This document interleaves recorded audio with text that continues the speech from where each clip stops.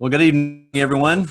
Once again, my name is David Carrico with Columns Fundraising. We appreciate you all joining us. It's just about 7:02, so we'll get started now. I know that we'll have some others joining us as we begin to step through tonight's conversation, but we'll go ahead and get rolling now. I'm joined by several great folks. Some of my co-founders of Columns Fundraising, Wes Wicker, Scott Sykes, and Mark Wilkinson, and Alan Lutz of Alpha Fraternity Management and his cohort, Sherry Dunn, who will not be speaking tonight, but Sherry, wanted to acknowledge that you're here as well and have started the recording of this. Thanks very much. This is the fourth and the final presentation in a series that was designed to introduce concepts that promote a quality and sustainable housing operation for fraternity and sorority houses. We've talked previously about creating financial strength, developing operational excellence, creating a positive chapter culture along with our friends at Plaid. Now, if you participated in one of those earlier sessions, then you've heard me say this before, but it certainly bears repeating. The fact that you all would take part of your Wednesday evening to spend it talking about fraternity and sorority is certainly powerful testimony to your passion for your own Greek organization.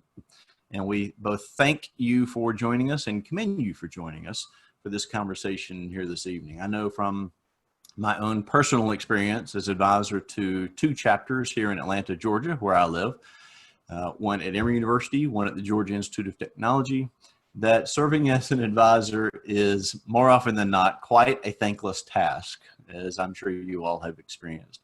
So thank you not only for joining us, but for what you do for your respective organizations on your campuses across the country. The many hours that you devote to the cause of Greek life are certainly much appreciated.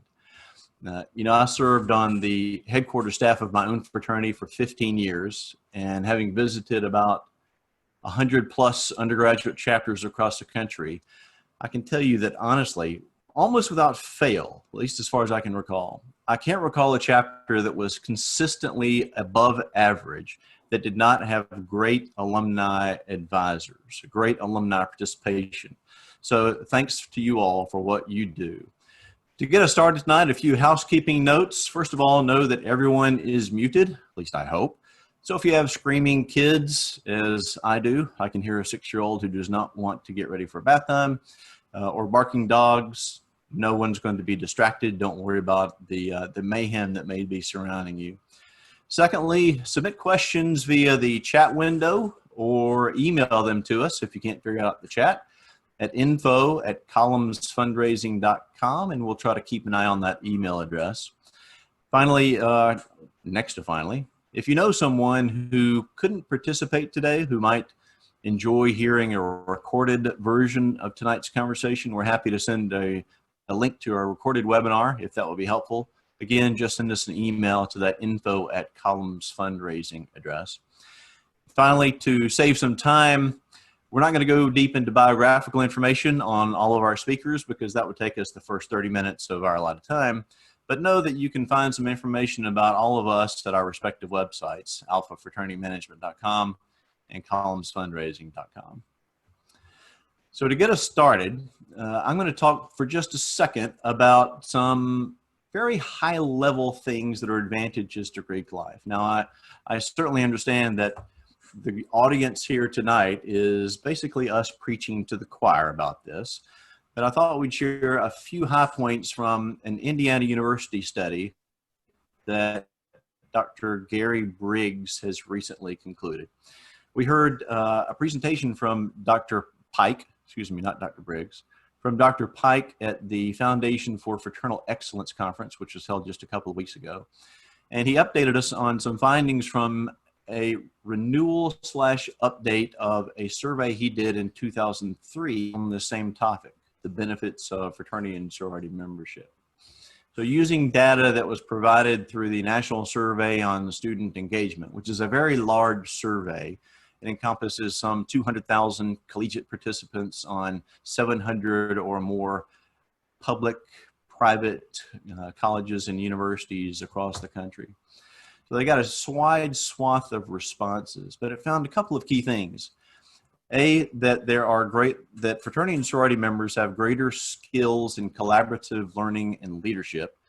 Of course, we're putting 18 to 21-year-olds in charge of what in many cases are hundreds of thousands of dollars of budgets, who are trying to lead and manage dozens or hundreds of their peers, which is no small task, both of which provide a very real and very eye-opening experience for children, for kids in that 18 to 21-year-old range. They're generally more engaged on campus and in other campus activities outside of Greek life as well. They engage more fully with the institution's faculty and staff as well. Despite being less diverse, we are, I think it's fair to say, a bit of a homogeneous group. They do tend to interact with more diverse students in general than the average student does. So despite the fact that as fraternity men, we may have been a 90% mix of the same type of person, we tended to interact externally with people who are very different from ourselves, which is a very good and very powerful part of the learning experience, of course. And all of this leads to a higher retention rate and a generally higher level of satisfaction. If anyone else is interested in some of this study, we're happy to share an email that we have from the National Interfraternity Conference that has a little bit of the detail behind the study findings and also has a link to Dr. Pike's presentation at FFE. And we'd be glad to share that. If you want to send us an email, again, to info@columnsfundraising.com, we'll send that to you. But to move us into the next portion of tonight's conversation, I'm going to turn it over now to my co-founder, one of my co-founders here at Columns, Dr. Wes Wicker.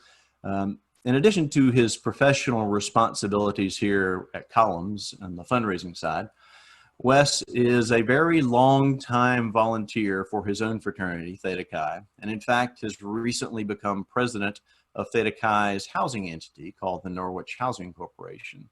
So Wes certainly brings an interesting perspective to the table, both from a professional experience and a volunteer experience. So Wes, I'll turn it over to you.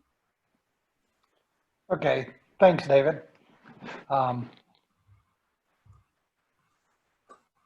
When we talk about delivering quality housing, what exactly does that mean? I believe that one of the aspects of our fraternity houses and sorority houses competing with both, state-of-the-art apartment complexes and state-of-the-art residence halls, that means excellent food service. The type of food service that I experienced in the 70s and some of you may have experienced in the 80s and 90s is not excellent food service by today's standards, giving students a choice, particularly an era of students who have very exact taste and a much higher level of food allergies than we did 20, 30, 40 years ago.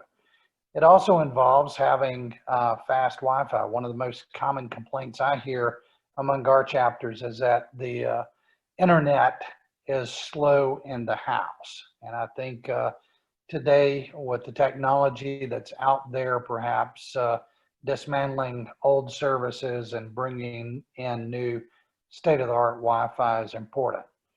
The other thing that's unique about this generation of college students is they tend to do things in teams. They tend to study in groups. I remember when I was an undergraduate, you went to the library and found a quiet corner of the library or a study carrel and generally studied by yourself. But this generation of students studies together. The other aspect that's quite different from when many of us were active as undergraduates is students come to college expecting a clean house and professional services cleaning the house. They view their membership in a much more transactional light than we did, and many generations did, where you clean up after yourselves, you clean up the house, you have pride in the house. In fact, this generation is more apt to say, I'm paying rent here, so I'm paying to live in a clean house. And if that involves hiring an outside service, that's fine. That's what my money should be going for. So having a professional cleaning service in the house is becoming more the norm than the exception. Long-term capital improvements, annual maintenance and improvements, I think are very important for a house corporation to come up with a long-term maintenance plan. We all know that an HVAC system will be lucky to last 10 years, a roof 20 years, other appliances 5 to 10 years, kitchen equipment wears out. So we recommend that all of our chapters have maintenance schedules and start putting money aside from dues and alumni contributions to build a long-term maintenance fund and schedule those capital improvements. So what are some of the advantages of living in Greek housing versus apartment complex or new residence halls? Well, I think one of the things I've heard from both alumni and undergraduates is that the fraternity house or the sorority house shrinks their world down to a manageable family unit of people that they can talk to in a comfortable setting. You don't have that in a dormitory. You don't have that in an apartment complex, but the fraternity or sorority becomes the extended family and a support system for young people who are away from home for the first time. Food service programs are very popular in most of our houses where we are in fact outsourcing the dining room service, unlike in years past where each individual Greek organization hired their own employees. The other thing I think is important that we offer that you just can't get anywhere else on campus is leadership development programs, either locally managed or through your national organizations. I think in past studies, including the Indiana University study, but in past studies, it showed that the most important skills Greeks gained from their membership was learning about leadership, learning how to chair a meeting, learning how to deal with challenging members or challenged members, and learning how to get a group of people to achieve certain goals. I think it also offers management skills and offers extracurricular educational opportunities. Study after study shows that Greeks are more involved in extracurricular activities on the campus. They play a larger role in leadership on campus than non-Greeks, and it's a huge advantage for us we should highlight. The other thing I don't think too many chapters do a great job of, and that is proactively supplying undergraduates with personal contacts, alumni contacts, helping them find their first jobs. I have been exposed to a couple of chapters and seen firsthand some really good events where juniors and seniors in particular are invited to an alumni event specifically for the networking purposes to help them find jobs. And we have one chapter that has a career night, and several alumni are recruited to bring their HR hiring officers into the fraternity or into a social gathering where if a fraternity brother or sorority sister is interested in a particular company, there's a representative from that company who is in charge of hiring for that company. And I think that's a great service we can offer to our undergraduates. I think those things tend to happen more incidentally or anecdotally than planned, but I think it's a great opportunity for us as Greek alumni to help our undergraduate members build their careers, start and build their careers. And that leads us to career preparation and assistance. I have seen several national fraternities and sororities that do a nice job of helping undergraduates network, helping undergraduates in terms of career assessment, interest assessment, and preparing them through their resumes, doing mock interviews to help them um, start their careers.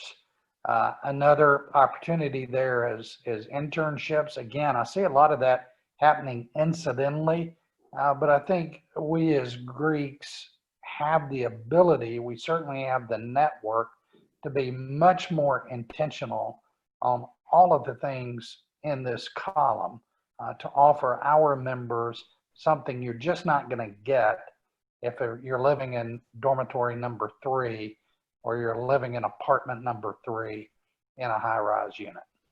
David?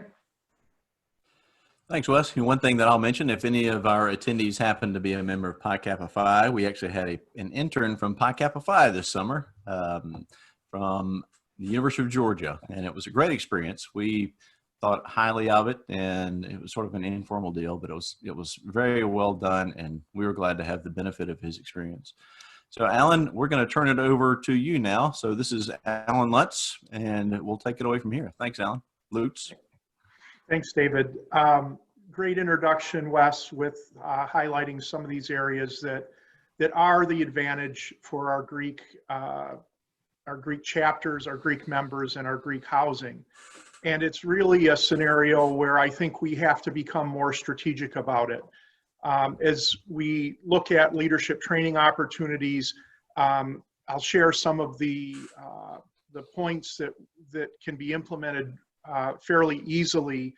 But as an intro to that, I would say that we work daily with chapter leaders, and their leadership training is more of a trial and error process than something that is strategically implemented and trained, at least from a local standpoint. Many of the national organizations have great leadership training programs that I think from a strategic standpoint, the alumni advisors, the Alumni House Corporation should be doing what they can to get their members involved in those national leadership training programs, their conferences, the summer large conventions, those sorts of things. The more members you can get to those events, the more they hear the values of the organization, the more they are trained in that, and inevitably we see the chapters performing better after their members have participated in these events. And from a local standpoint, it's my recommendation that through alumni advising or using outside resources, that you look at formalizing some of the leadership training processes. Not only will this benefit the members, this will benefit the chapter and improve the chapter culture. If you happen to have watched the seminar that we did with Plaid on creating a positive chapter culture, you'll see a definite tie-in here. But very specifically, our members, especially the men, are really interested and passionate about improving their skills so that they can have an advantage in getting internships, in getting their first jobs, and moving up the ladder perhaps more quickly than their peers.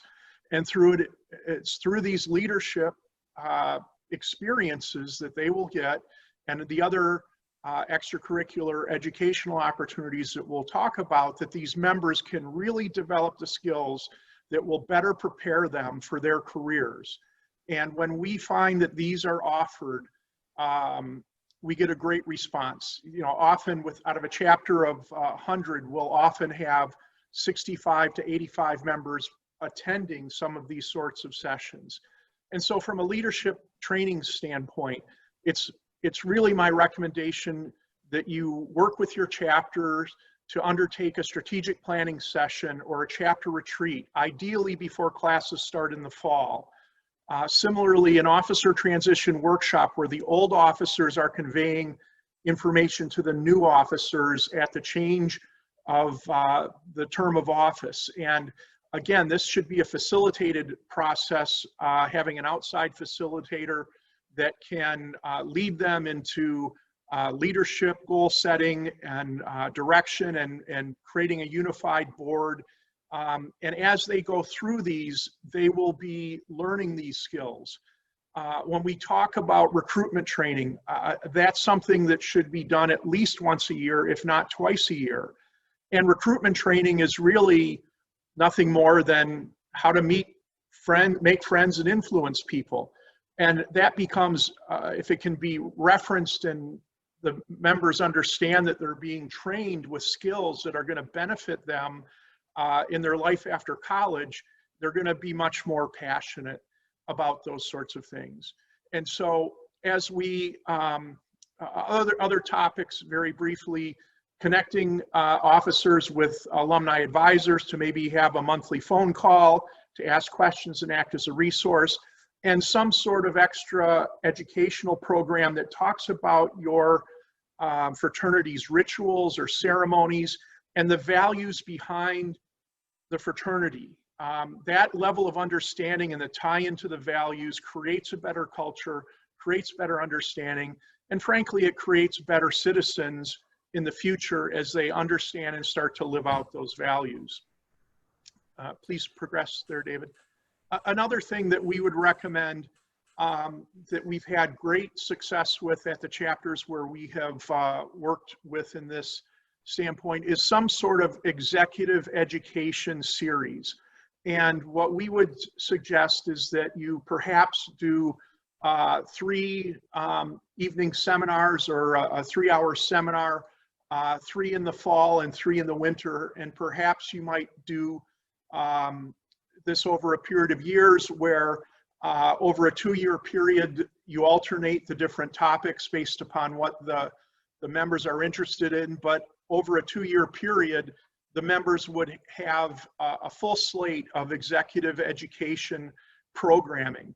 And you'll see some of the topics there that we have found most sought after by the undergraduate members. And our suggestion with this isn't necessarily a full seminar where there's someone standing up and lecturing them, but you make these sorts of things fun. You make them interactive. For instance, the dining etiquette program, we find that the students really want to know what all 12 pieces of that silverware are when they go out to a formal dinner. And so what we often do, we'll set up a fraternity to have a meal with the sorority, make it a jacket and tie sort of event. They sit down, there's not necessarily alcohol involved, so it's a great non-alcoholic event. And the house mother or someone that is very familiar with the etiquette will take them through. And if you have to, you can rent the tableware from a local wedding or reception sort of rental place. And the men and women interact as they go through, you know, they eat, but as they're eating, they're being shared with what the different things are. And that turns out to be a great event. So many of these can be combined with a brotherhood or a sisterhood sort of program. The members enjoy it. They get valuable information out of it. And my suggestion would be go to the members and ask them what they are most interested in learning and cater your programs to that. And if you can create a fun event that is providing them with these skills, and if you look at some of the things that are on this list, you know, manners make the person, just formal etiquette, learning how to play golf, and as far as what sort of etiquette they have from a professional standpoint. All of these sorts of things can be tied into skills that are really being promoted by universities like diversity training and so forth. And your members are going to eat that up. Alan, we have a question here from Dan, who asks, I might as well ask this since it's relative to this section. He asks, is this an executive education series something that's initiated and managed by a management company, or is the house corporation doing this? How does that typically fall? So the first thing that I would recommend is that there is some alumni or outside involvement to help them to put these services on. We find that today the undergraduates don't have the project management skills or the foresight, thinking far enough ahead to organize some of these so that you can be sure they come off well. So we do highly suggest that there be involvement of chapter advisors, alumni volunteers, certainly some involvement with the chapter leaders. But beyond that, if you are unable to find people with these skills or to coordinate it, look to hire an outside consultant. If you go online and search for an etiquette seminar or an etiquette consultant in your area, you will find people that can come to your location and provide those sorts of programs. Similarly, if you're doing something on cigar appreciation or wine and cheese tasting or other sorts of things, there's local shop owners that are happy to provide those sorts of skills. And so what we end up with is coordinating a time and date, getting the right people there, a little bit of promotion. I will say, with a little bit of a shameless plug, that I hope that by this time next year, our company will be offering some professional coordination on some of these subjects that could be helpful. But overall, I think that, there's people out there that can take these on, manage them, even if you have an alumni that just says that they'll take one session and see that that comes off well. That's pretty manageable for the alumni, and we really, step it up. Great. Thanks. Dan, I hope that answers your question. So another program that we suggest you consider is some sort of housing scholarship program. Specifically putting together a program where either through alumni donations or through setting aside a portion of your housing income from housing agreements, parlor fees, and donations and so forth, that there be some sort of scholarship program that rewards the people living in the chapter house. So remember that one of the things that we're looking at doing is really reinforcing the value and the desirability of living in the chapter house. So if you're having difficulty maintaining a full chapter house, one of the strategies that we would suggest is that these programs be restricted to people that are either living in the chapter house or that have already fulfilled their housing commitment.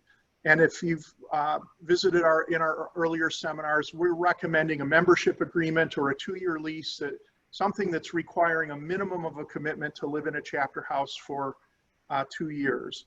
And so if we can deliver these programs and they benefit specifically the people that live in the chapter house, that helps us fill the chapter house. Once it's full, certainly open it up to all of the members, but we've got to drive the occupancy in our chapter houses. And so the scholarship program does not have to be complicated. I'd be happy to share it if people contact me. We have a 1-page application that takes a member about 10 minutes to fill out and return. And the judging process takes less than an hour. But what we're doing is we're giving people a credit back on their housing for doing the things that will benefit them, that will benefit the chapter, and will benefit the national fraternity and the larger organization. So giving them a rent credit for good grades, for being executive officer, for holding key leadership positions on campus like IFC or student government, being involved in a varsity sport or ROTC, giving them a credit if they've lived in the chapter house for more than 2 semesters so that they're, again, getting a little bit of a spiff for being involved. And then attending national conventions. I've seen it where the members that are engaged and follow these things, they rise up within the chapter and become great leaders. The parents love it because they're getting a discount on the rent for it's not need-based, but it's performance-based, based on the things that they're being rewarded for doing the things that are going to help them further in life. And so this then becomes a marketing opportunity to share with the parents and share with the students that will, again, help support a larger occupancy and a better chapter culture and those sorts of things. With that, I'll turn it over to one of my colleagues. Thanks, Alan. We want to talk a little bit this evening about other ways we can deliver that competitive advantage, how our local chapters can be very competitive and can be ahead of the curve on your local college campus, and help obviously with recruiting and making good brothers, good sisters, and lifelong loyal members of your fraternity or sorority. So as we all know, behind any good chapter, we have engaged alumni. We need to encourage their involvement. And what we might suggest here is all of us through our national organizations obviously have vast resources available, manuals for our alumni and how they can be engaged and how they should work with our chapters. And those are typically on the leadership side with your executive council, on the finance side with your chapter treasurers and assistant treasurers, risk management, managing a house. What we might suggest is, in order to recruit additional alumni, rather than look solely at the positions we know we need, how about if you ask your alumni what are their skill sets and how would they like to be involved, and how would they like to impart some knowledge to their younger brothers or younger sisters. Most likely you will have people come out of the woodwork that have never been asked that question, just different skill sets and different professions that they can bring to the table, and just open up some eyes and ears of your undergraduates on things that are out there. Obviously, we want brotherhood and sisterhood chairpersons. Chapters are pretty good at doing that on the local undergraduate level, but if we thought about doing that on the alumni level, do we have an alum in our house corporation midst or in our alumni database that would be good brotherhood or sisterhood chairpersons that could bring different programs on a regular basis to the undergraduate chapter? And of course, we all have, as Alan mentioned previously, campus resources available, career planning and placement department. The trend obviously is 98% of undergraduates have to have an internship now before they graduate. When Alan, David, Scott, Wes, and I were on college campuses, internships were not necessarily the norm. I know, gentlemen, I'm dating us all on that, but it's just different today for these undergraduates. Don't underestimate the resources that are available through your headquarters at the national level. And a lot of those resources have been developed through fundraising dollars made available from your alumni. Very good resources, whether it's on alcohol awareness, drug awareness, mental health issues that college students face today. There are all kinds of resources that your headquarters can make available. Reach out and make sure you take advantage of those. Local vendors, other competitive ways that you can continue to influence your undergraduates. They may be, as Alan mentioned, putting on etiquette workshops.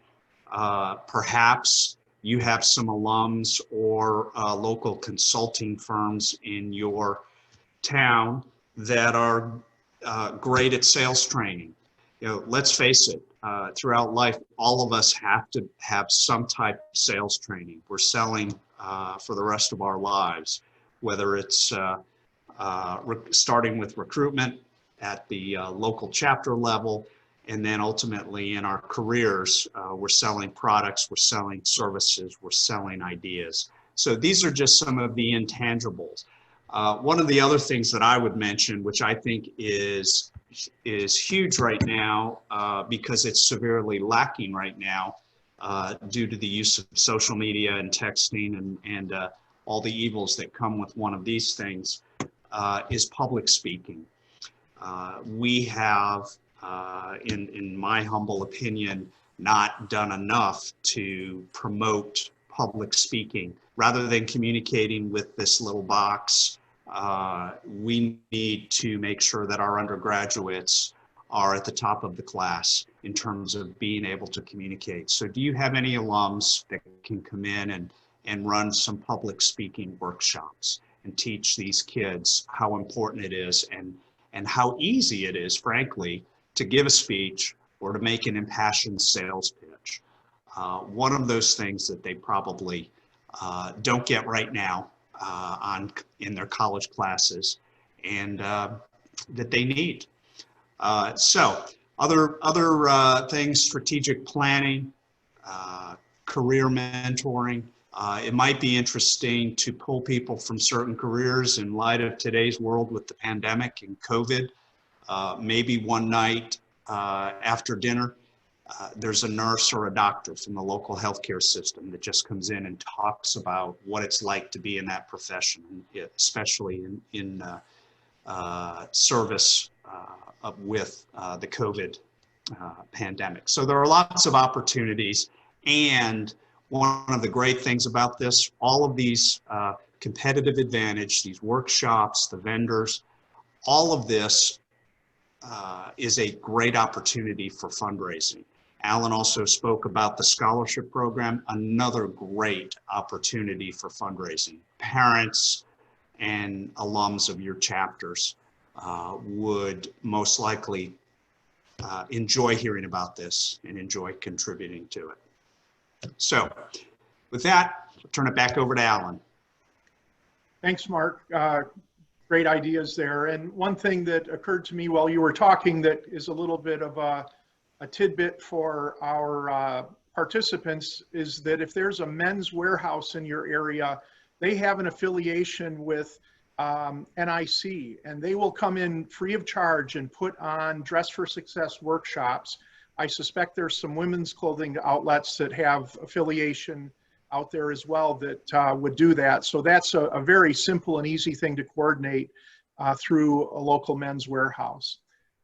As we move on to talking about how do we share this message, we have to understand that we're dealing with first-term or first-year live-in members who are usually sophomores who haven't gotten a lot of exposure to the fraternity yet.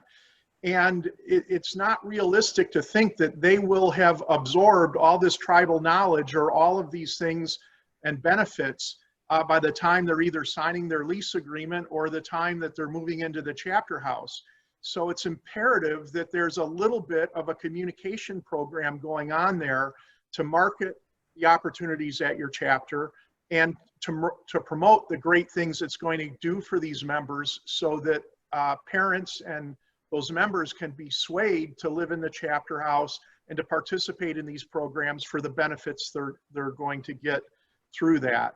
And so the communication program does not have to be big, it doesn't have to be expensive, it doesn't have to take a lot of effort, but there should be a standard letter or communication that goes out to new members and their parents upon pledging that explains some of these sorts of things. You might also explain the chapter's position on hazing and diversity and inclusion and some of these hot button topics here so that we can dispel some of the myths that are being shared in the media.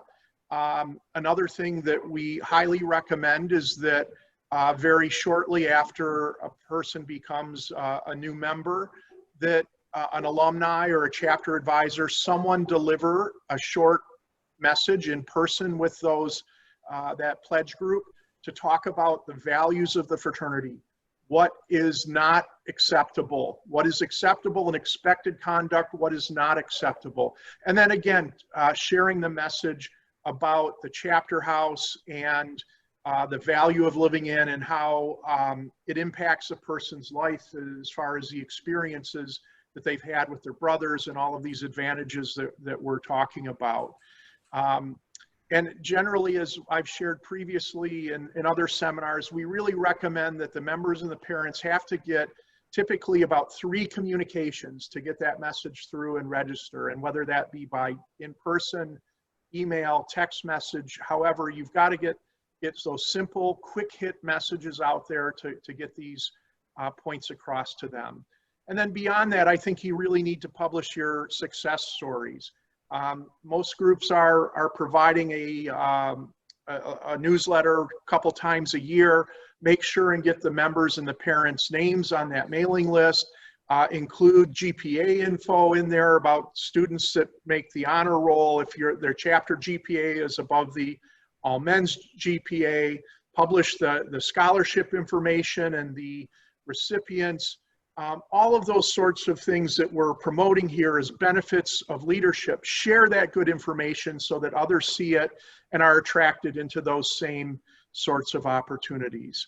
Other things that you can do is include in your communications to members, parents, and alumni some of the great things that are happening in the fraternity and sorority movement. Simply by going to the NIC and NPC websites, you'll be able to gather some of that information.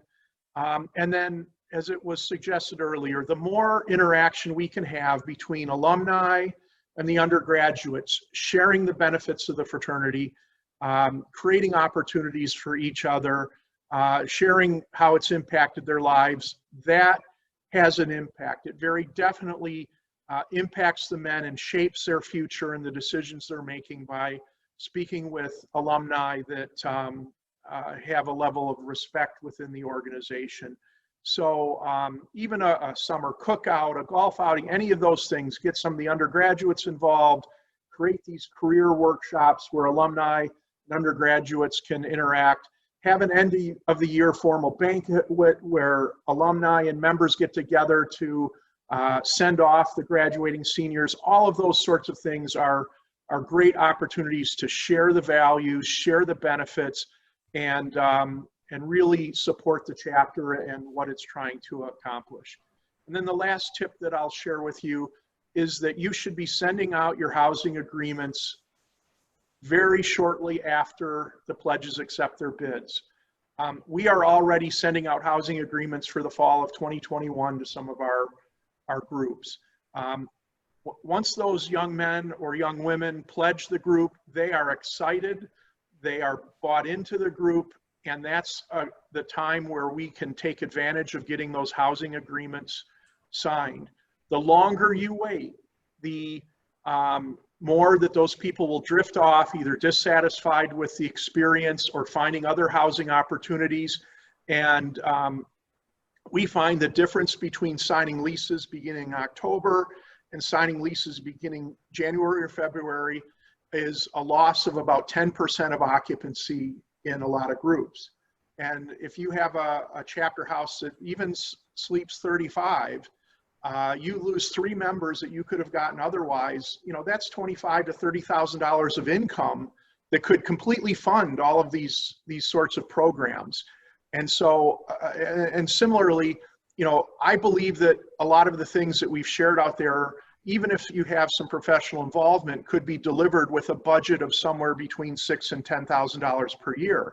If you get one more person to live in your chapter house, you've paid for that entire program and gain the benefits that come with it. So we've got to get a little bit out of our comfort zone as alumni and try to make these things happen, find a way to make them happen in ways that aren't traditional within our model. And you know, with that, I think that this is an element with which we'll have success.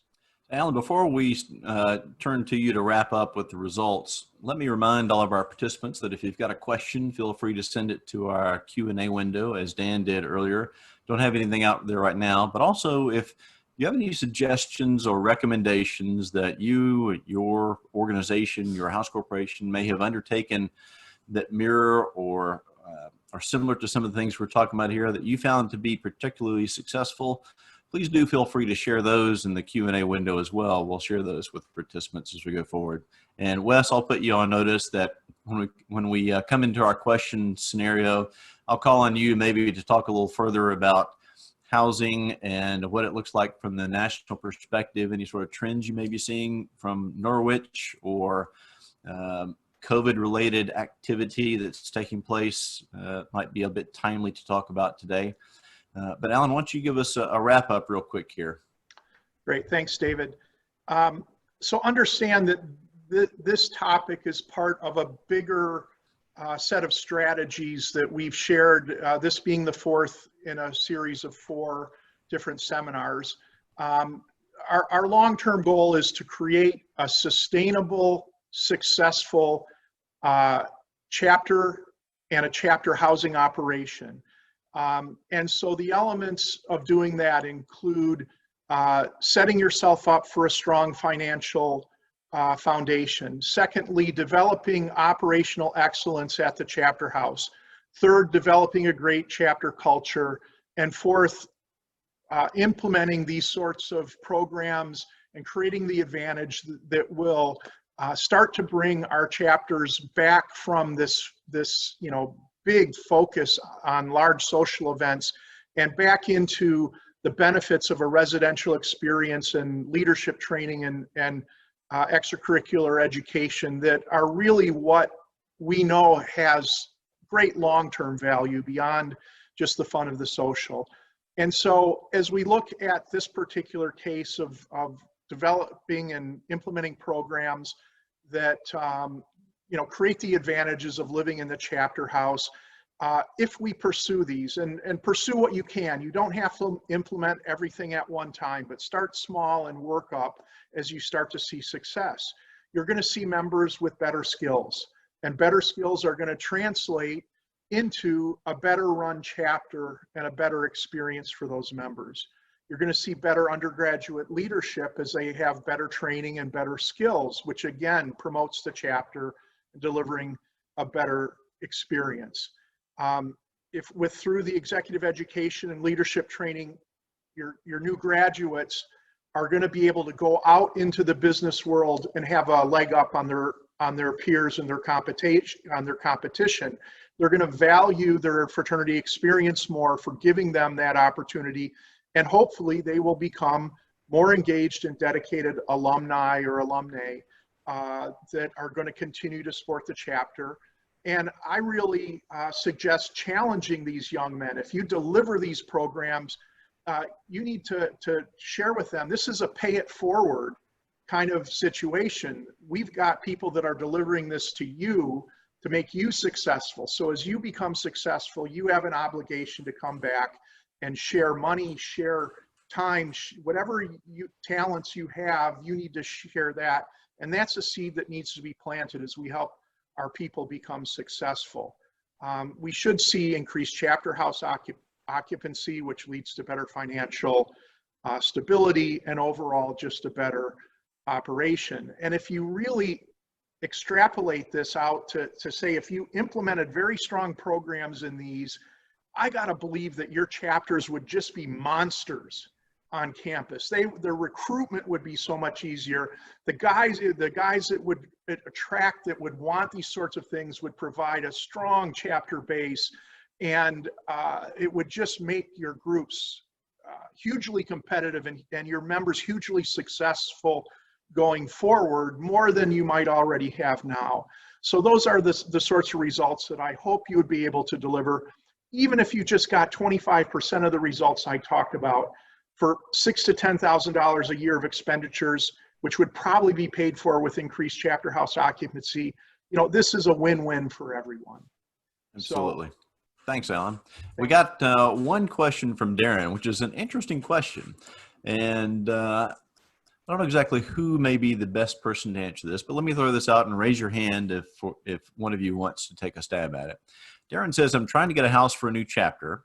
It seems that housing prices on campus may go down now that COVID has made online learning less taboo, and parents may be likely to challenge the high cost of hybrid learning. Do we expect deals to show up for large 20+ person houses around campuses? Alan, have at it. Well, we deal with that quite frequently as we are providing national housing corporation support to some national organizations. And we are seeing that there are some opportunities coming out with groups that are maybe selling or have gotten into financial trouble and don't have other options. So certainly that's worth looking at. And quite honestly, those opportunities never have a real estate sign put in front of them. If you're in the market for a house, you need someone actively working to find those opportunities for you, so that when a group starts to think in that direction, someone's contacting them to see if there's an opportunity. Beyond that, understand that, you know, fraternity and fraternity housing has been around for about 175 years, and we've made it through world wars and Vietnam and the anti-fraternity movement and things like that. And if your chapter operation is being run well, you probably have some reserves and can make it through a down period. So I don't expect there to be some sort of fire sale of fraternity and sorority houses out there. I do think that it makes sense to implement a plan so that you're ready to jump on an opportunity when it presents itself. If you don't have any money, that means trying to execute a lease with an option to purchase. It may mean working with the great guys over at Columns to develop a fundraising program so that you have the equity involved up front to jump on an opportunity should arise. My company is also working with outside investors or developing alumni investor networks that are putting up the initial equity to fund a chapter house with say a 10-year lease with an option to purchase at the end that returns the equity to the alumni members or the investors that have invested in that chapter house. I will say that the outside investors right now are pretty scared because of all the COVID things that are going on and the uncertainties there.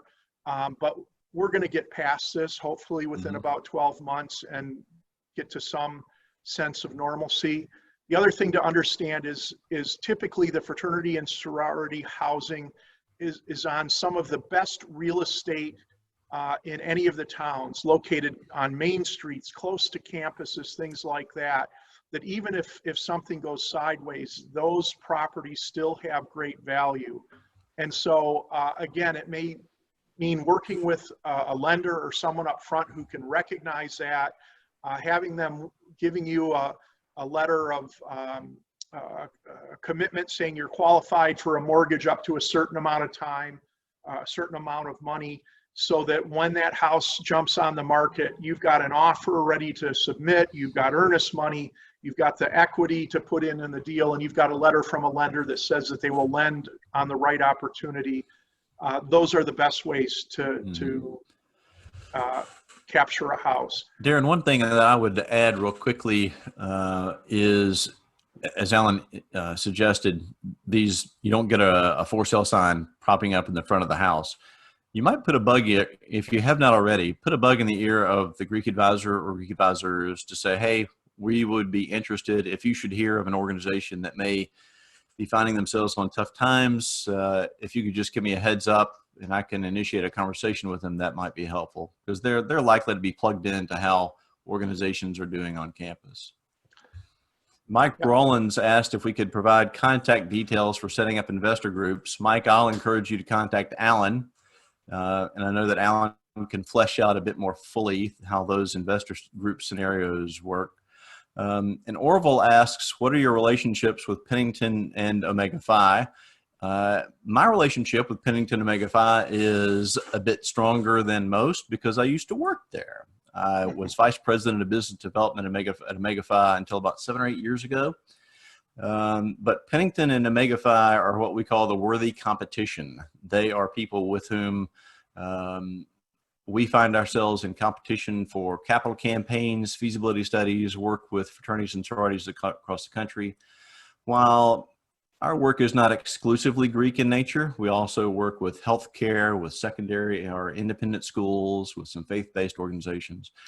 About 50% of what we do is fraternity and sorority work, because 3 of the 4 of us are fraternity. We're all fraternity members, but 3 of the 4 of us worked for our fraternity headquarters, and it's an area that we know very well. Great, Darren. Glad that those were helpful tactical ideas for you. Wes, let's call on you. You raised your hand a second ago. We've got about 2 or 3 more minutes left, but if you want to throw in some parting words here, we'd be glad to hear from you. Sure. So as Alan said, I think one of the key things when you're looking for real estate on a competitive Greek campus, uh, I've found with our national housing organization that a local ear to the ground is often most valuable. And more times than not, that's your undergraduate leadership. They tend to know more what's going on in various chapters on campus and can tell you if a chapter has been suspended or completely expelled from a from a campus, and they tend to know more of what the ground information than a lot of alumni do, unless you just happen to have a well-connected alumnus who lives in the town. This is a strange time. I've probably been since March, I've probably been on 40 house corporation calls, not only with my own fraternity and housing corporation related issues, but with a number of our clients.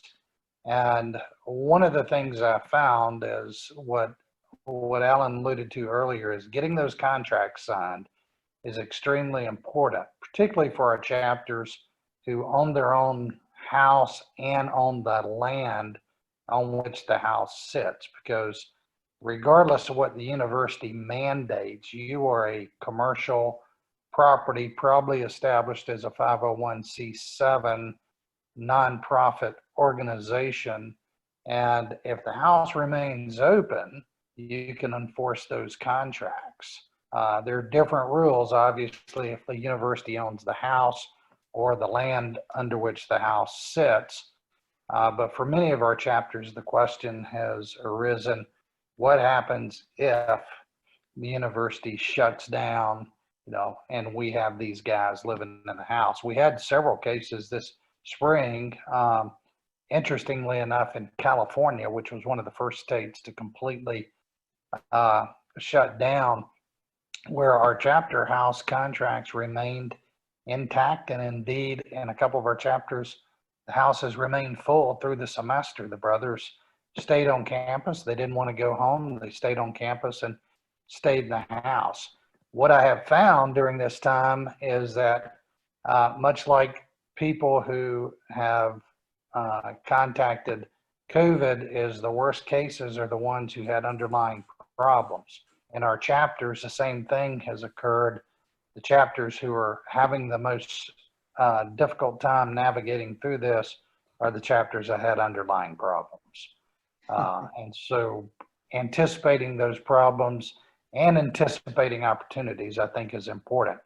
As Alan said, I would reiterate, if you're looking for housing in this time, one of the interesting things that's happened is real estate prices by and large across the country have not gone down during the pandemic. They've actually gone up. The economy is now above where it was this time last year, the market, the S&P and the Dow. So I'm not sure there are any bargains out there, but I would be prepared. I would get your financing lined up. I'd get your alumni organized to jump on an opportunity if one was to present itself. So that's it, David. Great. Thank you, Wesley. Those are the only questions we had. Alan, Mike Rollins wants you to send him an email tomorrow. I think you can probably see his email address in the chat window. And Orville Jacobson also says he would love to talk to you about chapter property management. So if you could follow up with him tomorrow. Thanks, Orville, for that. Thank you. And to everyone who's participated with us this evening, again, thanks very much for joining us. I know that you've got other familial duties or a Netflix binge to get to, but the fact that you all would share part of your Wednesday evening talking about fraternity and sorority life is, as I mentioned previously, wonderful testimony to your passion for Greek life. And we just very much appreciate you sharing part of your evening with us and appreciate all that you do for the Greek movement. Thanks for joining us. Good evening.